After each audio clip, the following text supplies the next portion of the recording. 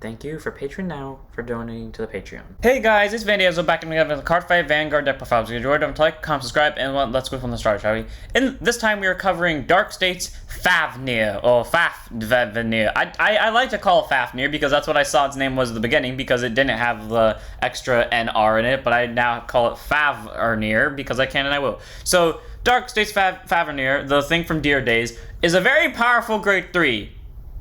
And now that I know its ability, like even with its ability being restricted to end of turn, in the time span that we had it, that me and my friend didn't know that was once per turn. I mean, we assumed it was, but until we figured out for sure that it was till the end of turn, it was honestly a funny card. I mean, I didn't use it abusively, but he did. So yeah, all around, let's get this deck profile started. You can kind of see the true raw power this thing has in set 7. Like, quite literally, we could just not support this deck at all, and honestly, I think this deck would be in a good place, because it's fucking bananas of how this thing works.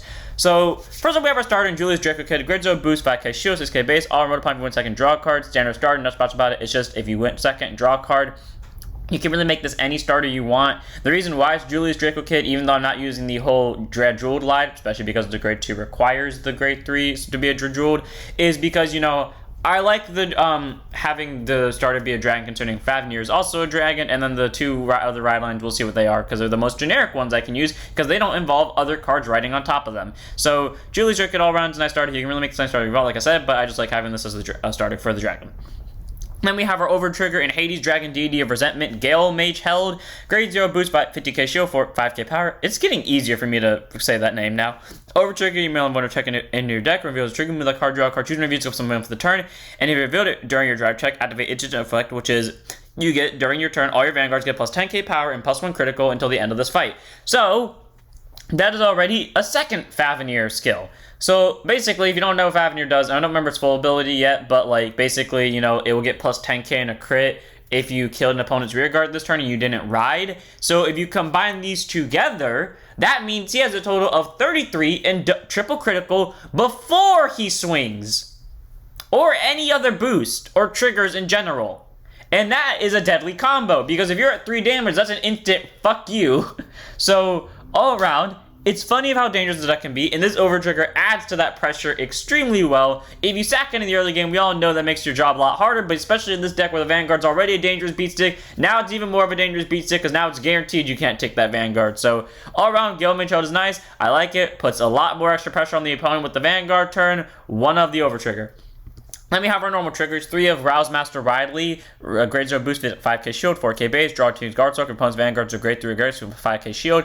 You know, standard 10k shield, the draw trigger, you really run it to get the draws into hand because you really do need like hand cards occasionally to get more cards and so. I mean, once you get going, the draw triggers don't really matter anymore, but like it's nice to have them in the early game so you can get good cards and actually get going with your plays. So I like the draw trigger a lot. If you don't end up having that problem with your draws, then I suggest just running front triggers because you can't run more than 8 crits, and that's what the other two triggers are. So yeah, 3 draws or 3 fronts, it's really up to you, but I prefer the 3 draws just to like get them going early. So yeah, 3 of the draws for the 5k shield. Then we have 8 crits. First up, 4 copies of Lively Breath Dragon, grade 0 boost, 15k shield, 5k power. Yeah, I don't need to explain this. A restanding Vanguard that possibly has an extra crit on it, possibly 2 extra crits on it. Why not just stack more crits on the rear guards? Because the Vanguard's already fucking PG pass, and the rear guards are kind of like, they can probably hit. So let's just make the rear guards more pressureful, especially when one of them has unhit abilities. I love how this deck has, like, most of the time when I make a deck formation with this one, there's the 2 rear guards that have on-hit abilities, and there's a Vanguard that swings for double crits, so no matter what, this turn I'm getting a plus out of it. So, you know, 4 crits, and the 4 normal crits, then we have the 4 effect crits and Steam Deviate Dragon, grade 0 boost, 15k shield, 4k power, critical trigger, auto rate, then about to boost it, put it to soul, choose music plus 2 for the turn. You never use that skill. You do not need this. It doesn't benefit you at all. I mean, it kind of benefits you in the sense that it gets you an extra soul to soul blast out later, but don't really need it. You can get it for the 2k, but honestly, the 2k doesn't make too much of a difference. So 4 of Steam Deviate. Doesn't do much for you, but it's nice to have there anyways for the extra crit benefits, of course. And then we have 4 copies of Steam Scar, Male, and Nijal. Grade 0 boost, 15k shield, 5k power. Just the standard heal I run, because honestly, I don't like the other heals from Dark States, so it's just the heal I always have to run. But hey, it works. It has like the most best luck I have with it. So 4 of this heal because it just loves me. Then we have our grade 1s. First up, we have 3 copies of this Trial Deck card. I used to run in my Dradual deck, but then the second we got Dradual support, and this was back in set 5, by the way, or when I built the Dradual stuff with set 5 support, I just ended up ditching him entirely for Brainwash, and then now he comes back again in this deck and is like the heaviest hitter in this deck, and that is Advent Heaper. Grade 1 boost, 5k shield, 8k base. Love the art of like the blue chest right here. Auto rear, when this unit boosts a grade 2 or greater unit, you may soul charge 1. Okay, 1 unit. So it can be Vanguard, it can be Rear Guard, fuck it, it can be your opponent's unit if it somehow did that. It's not a mandatory soul charge 1, so you can actively choose not to soul charge so you don't deck yourself out. But I like this card a lot because even though sometimes he does give me triggers which doesn't benefit me at all, he just has a free soul charge. It's not a forced soul charge, so again, you don't have to deck yourself out, and if you don't feel comfortable doing it, you don't have to. But it's a free soul charge. You pay no cost for it. The only minus is you're getting closer to decking out and you're possibly losing triggers. That's it. All around, Advent Heaper is a lovely card. I love him so much. He does such work for this deck, and he's amazing. And he's like the best thing I can have on rear guard at any time, except for one other card. So 3 of Advent Heaper. He just does his job so well of getting that free soul charge. Then we have 4 copies of Direful Doll Adamine. Basically, when I play her, this deck goes crazy. So, grade 1 boost, 5k shield, 8k base, contains rear guard during turn. If your soul has 10 or more cards, you get plus 10 for the turn. Okay, easy enough. Typically, I remember that time that I had like a 33k double crit Vanguard with this boosting at an 18. Yeah, that was a fun turn. And also a very blast turn for my opponent because they did not live to see the day after that. So, 18k booster pretty easily considering like, well, if you don't use your second skill, it's kind of hard to get to 10 soul, but if you do use your second skill, it's very easy. And then act rear, once per turn, card boss, until end of turn, when you would soul charge by your card abilities, increase the amount by 1. So if you play 2 of these, then that means you can increase it by a total of 2, so they'll soul charge at least 3. So with Advent Heaper, that's a free soul charge 2. With Selfish Engravers on hit, that's a soul charge 2. With Vorpal Scythe Draggers on hit, that's a soul charge 3. Assuming you only do these once. And if you use Brainwash Swirler with it, that's a soul charge 2. And to those of you that have seen the Grand Grace versus Favrnir match, I willingly didn't choose to use Adamine on the first one because I felt like I would see too many triggers, and then I'd use it on the very last one because I was like, okay, I do need that extra soul, but I had the feeling that I'm going to not regret this decision, and I was right. I wouldn't regret that decision because if I did the extra one, then I would have hit a lot of those triggers that I would have drag checked later.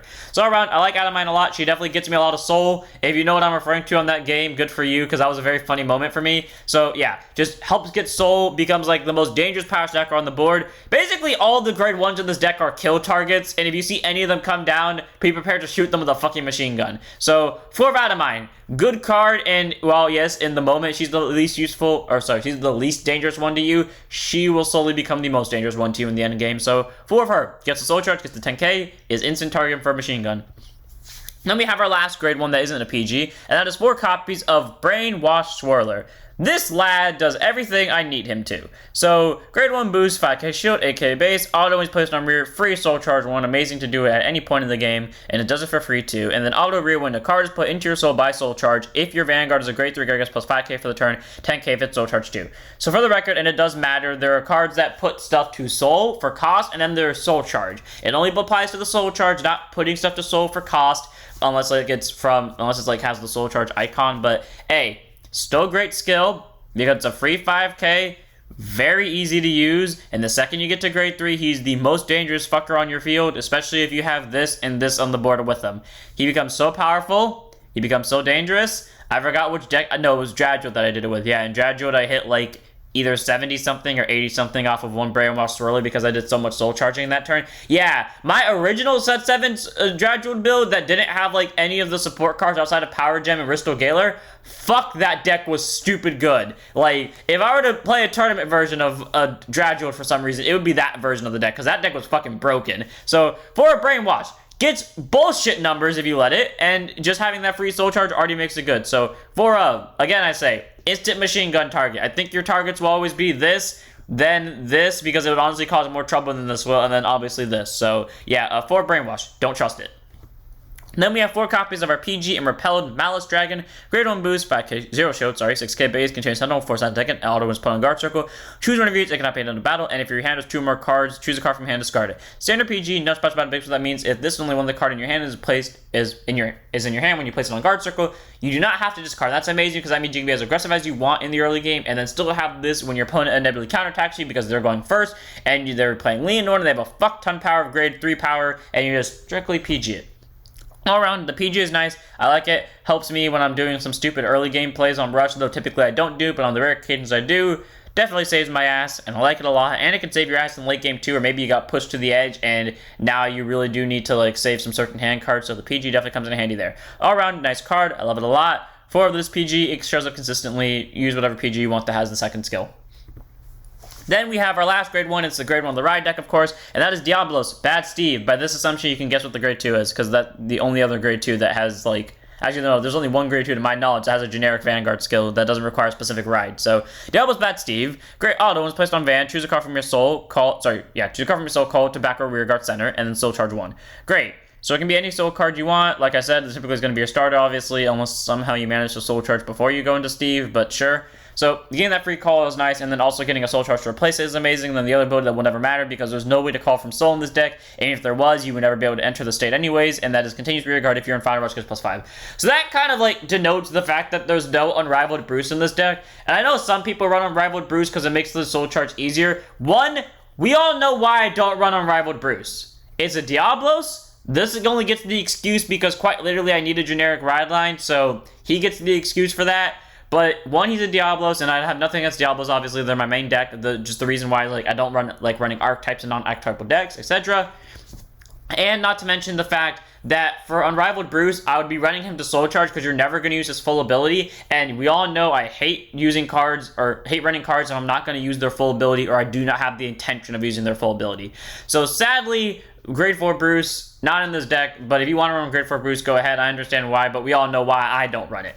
So anyways, that extra Soul Charge all runs really helpful in Grade 1 turn, not to mention the setup. Downside is your opponent might nuke your starter, so, you know, possibly call down extra rear guard because you're going to need it for your Grade 2 of the ride line. That kind of tells you what it is, but yeah, so one of Bad Steve in the ride line. Just good Soul Charge card. And it also works in the early game if you just really need that booster if you're going second, so one of. Then we have our grade 2s.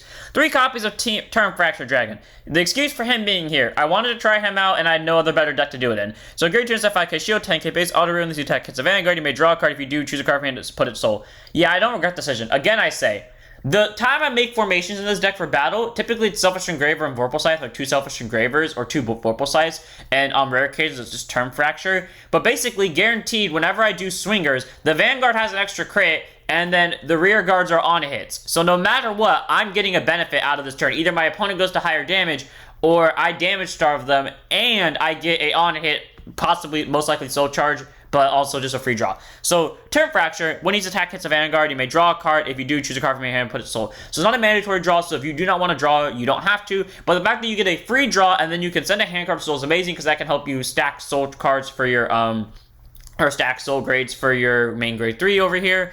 All around, I like Term Fracture a lot. Getting that on hit has been definitely helpful. There have been a few games where I've needed that, but there have definitely been some times where I do need that, and it does help for setup of other soul, because once you get like your 13 grades in soul, then it's like very easy to kind of play around with anything you want in soul. So all around, Term Fracture is amazing. I like his skill, gets that possible free draw if I need it, and then can get a hand card to soul. All around, like him a lot, not mandatory, 3 of. Then we have 4 copies of straight up the best grade 2 in this deck, and my favorite grade 2 in all of Dark States, Selfish Engraver. Grade 2 NSF 5k shield, 10k base, auto rear when her attack hits, soul charge 1. So with Animine, that's a soul charge 2, and it can straight up ram into anything. Rear guard, soul charge 2 if you have Animine. Vanguard, soul charge 2 if you have Animine. Damage zone somehow, soul charge 2 if you have Animine. Alright, I like its skill a lot. Gets that free soul charge guaranteed as long as it hits, and then auto rate at the end of the battle, she attacked into anything. If your soul has 10 or more cards, put it to soul and counter charge 1. And my question is this: why was something so fucking good and generic a common? That is an on hit for free into anything, soul charge 1, and again at the end of the battle, she attacked into anything, put her to soul, counter charge 1. Amazing skill, helps save counterboss, and in a deck where that's really counterboss heavy because Favrnir counterboss 2, that is amazing, especially because it's really easy to hit 10 soul in this deck, and not to mention the fact that she has on hit pressure with the soul charge, instant 4-up, and I fucking love her for it. Amazing grade 2, 4-up, just has saved me so many times with that counter charge. Then we have 1 copy of our last grade 2, and that's the grade 2 of the Ride deck, of course, and that is Diabolos, Engraver. Grade 2 and stuff 5k shield, 10k base, auto when he's placed on Van, put a rear guard to soul, draw a card. Okay, obviously you put your starter into soul from Steve, but if for some reason you don't have your starter, that's where calling down either Avid, Heaper, Brainwash Swirler, or Adamine comes in useful. So rear guard to soul, draw a card, great, and then continues rear guard if you're in Final Rush, gets +5. Okay, never gonna happen again because you can't call from soul, and if you could, you're not gonna enter Final Rush. So all around, well, I don't really like this card in this Ride deck in particular, just because, like, I don't know. I feel like Richard just is, you run him in any ride line that isn't a main one because you have to, considering like all the other grade 2 ride lines are restrictive to being rode upon by the specific grade 3. And I'm not saying Richard's a bad ride line card. I don't hate him. I love him a lot in Diabolos. I'm just saying, like, and outside of that, it just feels like you run him because you have to, not because you want to. So one of Richard in the ride deck. His skill is good. That free draw is nice. I just feel like running him is kind of disrespectful because you have to run him, not because you want to run him. So one of Richard in the ride deck. Then we have our grade 3s. 4 copies of Time Jarett Dragon. Grade 3 general persona, 13k base. Auto is placed on rear. Put a hand card, soul, draw a card. I like how slowly over time this card has become like my most favorite grade 3 in Dark States because straight up he used to not like me and then he slowly became to like me over each set. So Time Jarett, getting me a free hand card to soul and replacing it with a draw is amazing because, yeah, fetches grade 3s into soul, which is very useful for Favrnir. Just saying. So, free draws. I like that. I like it a lot. Gives me pluses. Amazing. Good card all around. 4 of. Straight up like an amazing card. Get you a free like tech for the soul that you need possibly. Most likely it's going to be a grade 3. And just replace it with a draw. It's simple. It's effective. And it does it for free. 4 of. Amazing. Amazing card. Good job, Bushy. Then we have our good promo boy, who has been very useful in the few decks I built him in lately, and that is Execution Dragon, Vorpal Scythe Dragon. Again, I say on hit pressure. Grade 3, 200% 13k base, act rear once per turn, Soul Blast 2, choose an opponent's rear guard, murder it. Great. So typically you do have a few grade 0s to play in Soul with. Like if your opponent didn't kill your starter, then that means you have at least 1 grade 0 to play in Soul with, because you need grades in Soul, so you know, or like 13 total grades in Soul, so you know, the grade 0s are +2, so any grade 0s you Soul Charge are immediately Soul Blast fodder, and then after you hit 13, any extras you have, you can just afford to Soul Blast those. So, you know, you can play a little bit control play with this by killing one of your opponent's rear guards in the back row, and then just, you know, doing what I said earlier with the Vorpal Scythe, Self-Engraver on hit to the rear guard, so if they don't take the Vanguard, you just don't give them counterblast, and you get Soul Charge galore, because this ability is almost the exact same as Selfish Engraver, except auto rear when he attack hits anything again, so Vanguard or rear guard still, you may Soul Charge 2. So 1, you get an extra soul, but 2, it's a may. So you do not have to soul charge if you do not want to soul charge. So that's great. So another card that doesn't deck you out, but if you want to soul charge 2, you get to soul charge 2. All around, I like Vorpal a lot. Like I said, you can play a lot of control play with this because you can kill your opponent's back or rear guard, and then you can swing into their front or rear guard to Selfish Engraver and Vorpal Scythe respectively, and then if they take it, you technically get to Soul Charge 3 off it, and they don't get any counterblast because they probably blocked Favrnir because they didn't want to get triple critted to death. So all around, Vorpal Scythe is amazing. I like him as a card. Getting that retire is amazing. I like having that free 2 soul. I just love having him so much, and I love the fact that, you know, he's just easy to use. So for Vorpal Scythe. Also, yeah, I like his wings. That's cool, and his Scythe itself. Just a good grade 3 all around. Does what it does best. Get that soul charge, and it's normally the card I sent to soul for Time Jarett's ability, so why not run him running out of 4 of? He just does the job well in his deck. And the last card in our deck is 1 copy in the ride deck only, and you'll see why in a second, unless you can read it ahead of me, and that is Demonic Prison Dragon Emperor Favrnir. Favrnir. I'm never going to be able to say that right. I don't know why. Why does that sound like, it's not German, but like, Nordic? Nordic is what I'm trying to say? Nordic?